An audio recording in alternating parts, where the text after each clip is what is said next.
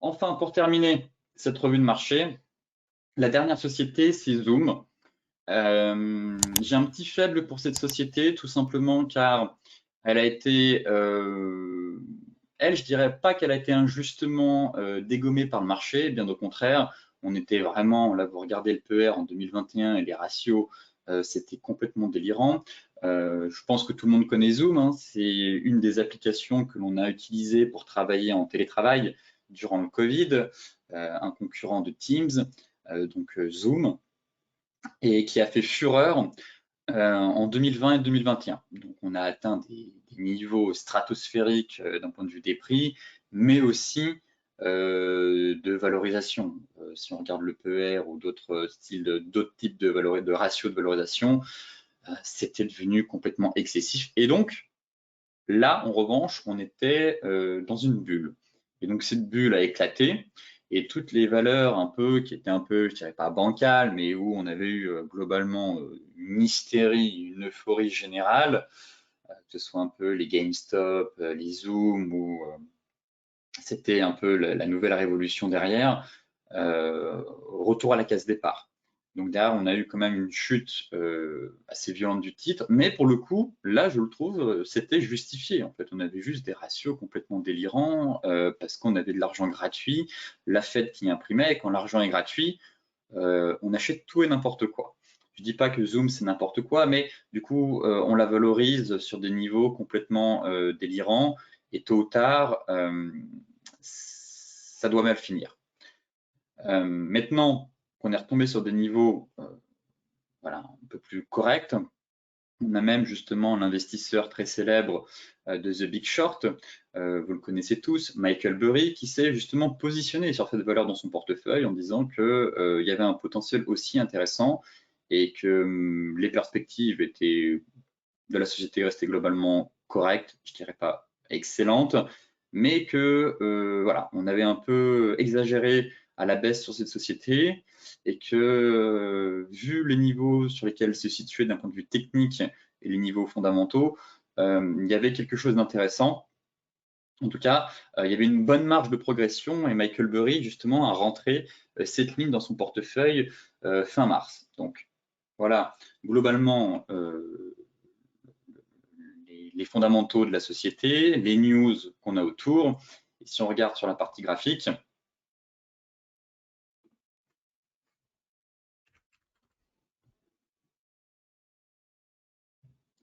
zoom, je vais la recadrer. Et donc en fait, on a une société, vous voyez, c'est typiquement la bulle. Voilà. Euphorie totale, on atteint des niveaux extrêmes. Et éclatement de la bulle, la fête est finie, la Fed relève ses taux, l'argent gratuit c'est terminé, on se serre la ceinture, réduction du bilan, et derrière, bon bah, moins 30 sur le Nasdaq, mais moins 30 sur le Nasdaq, c'est peut-être moins 25 pour Apple, mais c'est moins 80 pour Zoom. Donc, des sociétés qui ici n'ont pas suffisamment de trésorerie ou si n'ont pas les reins suffisamment solides sont juste dégommées, j'ai envie de dire, par les investisseurs. Et donc, il faut pas être en face et il faut avoir un stop loss toujours, car les chutes sont parfois violentes. Une fois que j'ai dit ça, si on regarde d'un point de vue en données hebdomadaires, en fait, on est revenu sur les niveaux d'introduction de la société. Donc, hop, voilà. Vous voyez? Donc là c'est l'introduction de la société en 2019. Ici, on a le Covid, tac, euphorie. Et là, en fait, on est revenu sur ce niveau-là. Donc, en fait, on a un support technique et à la fois psychologique. Voilà. Support technique, psychologique, avec le cours, enfin, oui, le cours de son introduction en bourse en 2019. Maintenant, ce qui m'intéresse, c'est la structure de cette chute. Donc là, on a eu l'explosion d'une bulle et on constate généralement que on a un redémarrage, surtout sur les titres américains. Ça le fait à chaque fois. on corrige, on purge, on casse et on stabilise. On stabilise et on repart doucement. Et on appelle ce redémarrage, si vous voulez, le redémarrage en forme de soucoupe. Donc, si vous avez lu quelques bouquins d'analyse technique, eh bien, vous êtes au courant de ces figures chartistes, notamment le John Murphy, il en parle. C'est des figures de très long terme, de long terme et de très long terme, et c'est un peu ces redémarrages en soucoupe. Et là, j'ai l'impression qu'on a eu justement qu'on a enfin une stabilisation des prix, vous voyez, qu'on consolide et que le marché pourrait marquer son point bas et entamer justement son redémarrage haussier sous forme de soucoupe. Voilà, ça fait maintenant plusieurs mois qu'on n'est pas allé plus bas, vous voyez, une fois, deux fois, trois fois.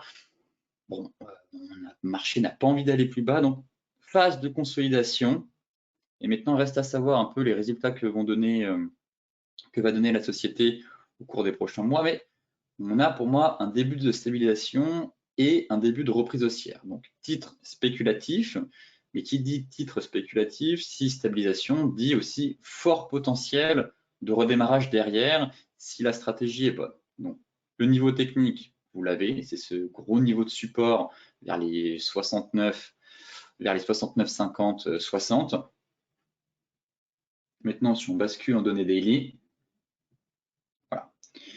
Donc là, pareil, si vous pratiquez le trend following, logiquement, ceux qui pratiquent le trend following s'intéressent aux titres uniquement une fois qu'ils ont franchi la MM200 à la hausse. Donc pour l'instant, le titre est sous MM200. On vient de casser la M50, mais il faudrait qu'on casse la M200 pour confirmer la reprise haussière. Donc là, pareil, deux stratégies. Si demain, grosse correction sur le Nasdaq, bien évidemment, je serais de nouveau intéressé pour chercher des achats sur la zone de support historique qu'on en a pu voir. Support psychologique, introduction en bourse, et support technique, puisque ce niveau a été testé auparavant, avant qu'on revienne sur ce niveau-là. Donc là, on a un gros niveau pour moi, autour des 60, 61, 60. Donc en cas de repli ici. Deuxième élément qui était aussi intéressant, c'était la cassure de l'oblique.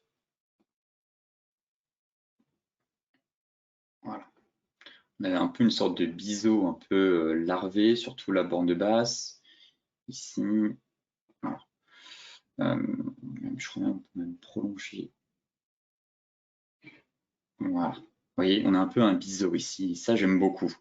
On consolide à plat, gros biseau, on sort par le haut ici. Boum, pullback un peu agressif, on ressort. Donc voilà pourquoi. Encore une fois, ici, ce serait une stratégie avec un stop loss plutôt large, très clairement, soit sur repli, et dans ce cas-là, juste en dessous. Mais derrière, le potentiel est énorme pour le coup.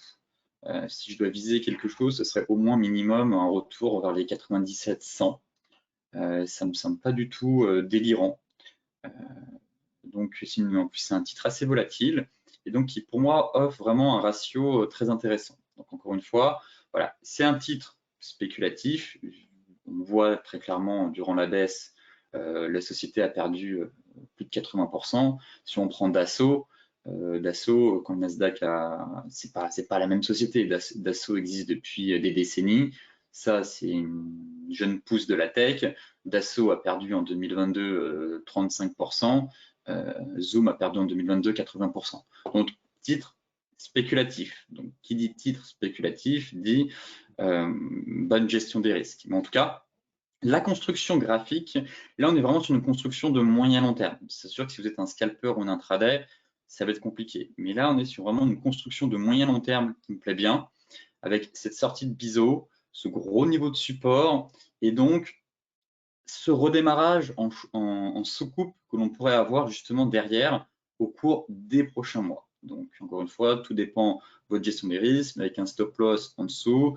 Reste à savoir si vous voulez attendre un peu plus bas, voir les news qui vont tomber là cette semaine, si on casse la MM200 ou pas. Pourquoi pas essayer de revenir sur pullback au niveau des 62, ça vous fera un meilleur ratio risque-reward. Mais en tout cas, ça m'intéresse techniquement, cette construction. Et le potentiel surtout derrière est quand même assez élevé. Donc un risque finalement pas énorme pour un gain, lui, plutôt conséquent. Donc à vous derrière d'ajuster, de voir si voilà, graphiquement, vous trouvez la structure assez belle, intéressante, mais effectivement, sentiment que là, voilà, on est en train de stabiliser, sortie du biseau par le haut. Il manque pas grand-chose, il faudra un petit catalyseur. L'idéal serait de casser la moyenne mobile 200, comme je vous le disais.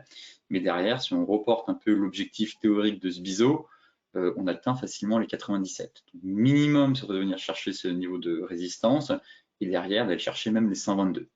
Ce qui nous ferait une hausse d'environ, si on part d'ici, là, on serait sur 40% et les 122, quasiment 80%. Donc, vraiment un beau couple, je trouve, risk-reward et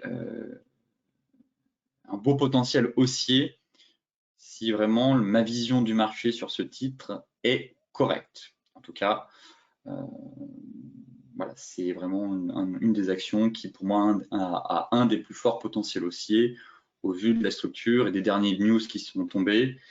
Et puis, bon, tout le monde peut se tromper, mais c'est vrai que quand je vois Michael Burry s'intéresser au dossier, bon, ça reste quand même un investisseur qui a connu plusieurs tempêtes et qui est toujours là après 20 ans. Donc, à mon avis, il sait sélectionner correctement certains titres. Il peut très bien se tromper, il s'est déjà trompé, mais en tout cas, ça me conforte techniquement quand je vois des news comme ça tomber pour me dire qu'on a potentiellement un niveau intéressant sur ce titre avec un rattrapage. Mais attention, hein, je vous dis qu'on peut aller à 97, 120, peut-être un peu plus. Jamais, en tout cas, ne jamais dire jamais, mais je ne vois vous dire qu'on va remonter à 500, 600, ce serait tiré par les cheveux. Ce serait même très exagéré. Voilà, si on atteint l'objectif théorique du biseau, qu'on remonte à 150, 200 à moyen long terme au cours des prochaines années, pourquoi pas. Mais vous dire, bon, vous dire Dassault peut aller chercher ses plus historiques, oui. Adyen peut aller chercher ses plus historiques, oui. Téléperformance, ça mettra du temps, très clairement. En revanche, Zoom, je n'y crois pas. En tout cas, pas pour tout de suite. Je pense qu'on a un beau rattrapage à faire, très clairement sur le dossier, mais retourner chercher les plus historiques, on voit les niveaux de ratio, de valorisation que c'était, faudrait que la société devienne une machine à cash, très clairement. Donc, c'est pas le cas actuellement, donc difficile. Ou soit qu'on se retrouve avec des taux zéro, un nouveau crack Covid, tous confinés, de l'argent à foison comme on a eu en 2020-2021, donc une nouvelle pandémie. Dans ce cas-là, oui, voilà le scénario idyllique. Mais actuellement, non, il faut garder les pieds sur terre, se dire creux de marché, oui, potentiel de rattrapage, oui. Ne soyons pas trop cupides, ne soyons pas trop gourmands, suivez la tendance, remontez les stops au fur et à mesure que le trend se dessine, mais ne soyez pas voilà, trop cupide en vous disant on va aller chercher les 600, je place mon stop loss là, je vise là-haut, j'ai un super ratio. Non, très clairement, là, c'était excessif et très clairement injustifié. Voilà, vraiment, on était sur des niveaux extrêmes de valorisation, d'euphorie, de fin de bulle et derrière, sanction. Et là, pareil, pour moi, on est dans un niveau extrême de pessimisme sur le titre et donc un rebond serait de nouveau légitime. Écoutez, j'ai duré un peu plus longtemps que prévu, pas mal de choses à dire, que ce soit sur les actions, les indices et même sur la semaine à venir. C'est vrai que, comme je vous le disais en introduction, on a l'une des semaines les plus importantes de l'été, selon moi. Et donc, il y avait énormément de choses à dire de ce côté-là aussi, en fonction des stratégies adoptées, de se positionner avant, après, de votre profil. Donc, c'est pas évident de résumer forcément tout ça de manière très courte. J'ai essayé d'être le plus clair, le plus concis possible, avec des exemples assez parlants, des niveaux clés, ne pas vous laisser avec rien à se mettre sous la dent et ne pas savoir où intervenir et comment. Donc voilà, j'ai vraiment voulu être le plus précis possible dans mes explications. Donc si vous n'avez pas de questions, eh bien, je vais redonner la main à Raphaël pour qu'il puisse clôturer ce webinaire. Sinon, écoutez, si vous avez 2 ou 3 questions, eh bien, je reste encore disponible pour y répondre.